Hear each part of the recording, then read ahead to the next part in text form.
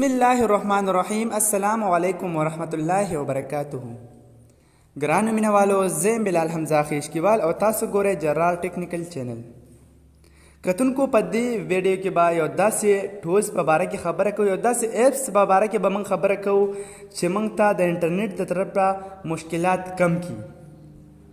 نو مینوالو، هغه مشکلات موږ ته به څه راځي په انټرنیټ کې چې هغه موږ ته کم کړي؟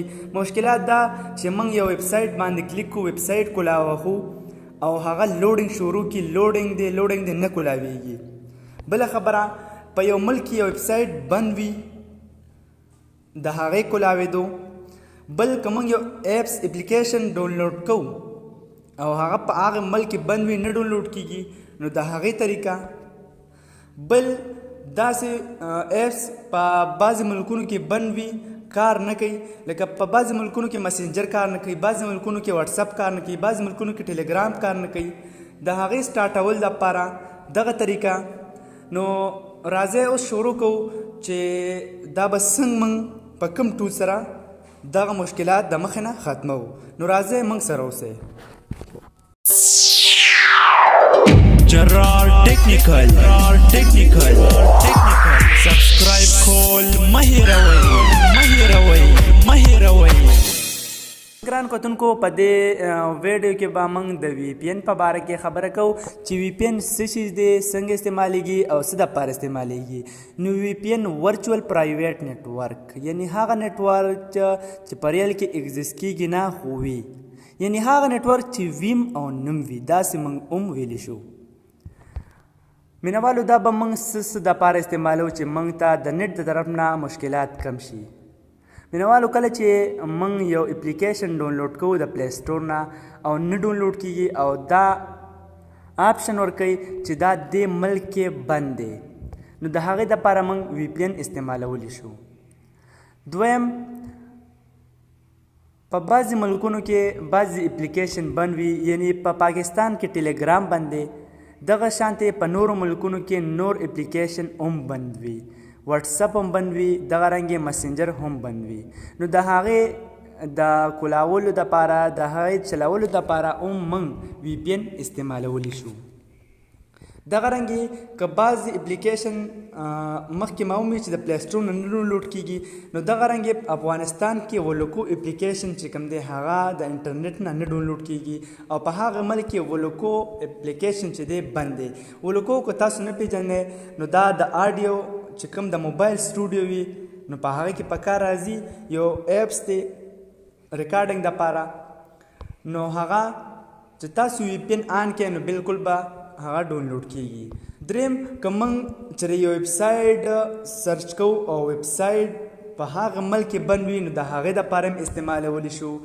او څلورم دا، که چېرې موږ خپل ریزلټ د سکول یا کالج ګورو، موږ ته ریزلټ نشو کوي، لوډینګ کیږي، انټرنیټ موږ ته هم 3G 4G وي، وای فای سپیډ چې دی هغه انټرنیټ سپیډ ښه تیز وي، خو بیا هم انټرنیټ لوډینګ کوي، ولې په ویب سایټ باندې لوډ وي، ټریفک پې سیوا وي. نو د هغې دپاره هم تاسو وی پی این استعمال کړئ، نو تاسو ته به هغه ویب سایټ د ټولو نه مخکې کولاویږي. اوس کتونکو، لږ شانتې یو څو خبرې پکې دغه شانتې نور هم کوم چې تاسو ته واضح شي چې دا ولې دغه ویب سایټ موږ ته کولو شي، یا ولې دغه اپلیکیشن په هغه ملک کې کار شروع کړي، یا ولې دغه اپلیکیشن ډاونلوډ کېده شروع شي د پلی سټور نه. نو مینوالو، زموږ آی پی اډرس په وی پی این سره چینج شي. آی پی اډرس د هر یو ملک بدل وي. نو د پاکستان آی پی اډرس بدل دی، دغه رنګې د افغانستان بدل وي، د هر ملک آی پی اډرس بدل وي. نو دغه رنګې کله چې موږ وی پی این آن کو، زنمیټ آن کو، نو بیا دغه اپلیکیشن چې دی، نو زموږ آی پی اډرس چینج کی، بدل کی، د بل ملک ولګوي. چې کوم دې کې د بعضې ملک آی پی اډرس فری وي، لکه یونایټډ سټیټ چې کوم دی، د امریکا آی پی اډرس چې کوم دی، نو هغه هم فری دی. دغه رنګې یونایټډ کنګډم چې دی هغه موږ ته ولګوي، یا د امریکا ولګوي. نو آلریډي تاسو ته ښه معلومه ده چې د امریکا آی پی اډرس درته ولګېدو یا د یونایټډ کنګډم، دا غټ ملکونه دي. نو د دې طرف نه چې په یو ویب سایټ باندې ټریفک راغو نو آلریډي به ورته ویب سایټ مخکې کولاویږي. نو مینوالو امید لرم چې تاسو به دې نه هم ډېره زده کړه کړي. دغه وی پی این تاسو د پلی سټور نه ډاونلوډ کولی شئ، سوپر وی پی این. اوس دا زه رن کومه اوپن کوم چې دا څنګه کار کوي.